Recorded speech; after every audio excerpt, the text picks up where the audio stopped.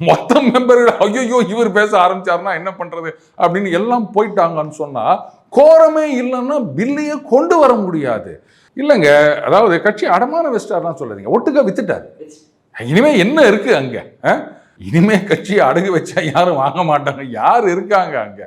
அதனால ஒட்டுக்கா வித்துலான்னு முடிவு பண்ணிட்டார் போல இருக்குது. அது சரி, நீங்க அவரை குறை சொல்லிட்டே இருக்கீங்க, பட் அவர் சைட்ல இருந்தும் நீங்க பார்க்கணும். சினிமா எடுத்தா ஓட மாட்டுது, பிக் பாஸ்ல இருந்து ஓட விட்டு, அப்புறம் அந்த அரசியல் நிக்கிறேன் அப்படின்னா ஓட ஓட ஓட ஒண்ணுமே கிடைக்கல. அப்புறம் அவர் என்னதான் பண்ணுவாரு? அதனாலதான் யாரை எதிர்த்தாரோ அவங்களோடவே அவர் போய் சேர்ந்துக்கினாரு. ஜனங்க ஆதரவு இப்ப யாருக்கு இருக்கு? திமுக தானே இருக்குது. அப்போ மக்கள் தீர்ப்பு, மகேசன் தீர்ப்பு, அவங்க சொல்லிட்டாங்க திமுக நல்ல கட்சின்னு. அது இப்ப அவர் சொல்லல, அவருடைய மனசுக்குள்ள இதான் ஓடும், நாம தான் தப்பு பண்ணிட்டோம், திமுக நிஜமாகவே நல்ல கட்சி, மக்கள் தீர்ப்பு சொல்லிவிட்டார்கள், அதனால நாமும் அந்த நல்ல கட்சியில சேர்ந்துடலாம் அப்படின்னு முடிவு பண்ணிட்டாரு. இதுல என்னங்க தப்பா பாக்குறீங்க? அடமான வச்சிட்டாரு அப்படி இப்படின்னு விடுங்க.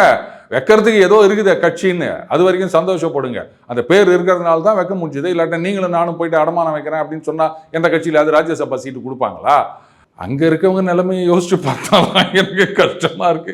எத்தனை பேர் இல்ல, பாஜக சைட்ல இன்னொரு பிரச்சனை வேற அவங்களுக்கு இருக்குது. ஏன்னா முக்கியமான இந்த யூனிஃபார்ம் சிவில் கோடு, இந்த மாதிரி சட்ட திருத்தங்கள்லாம் கொண்டு வர போறாங்களாம்.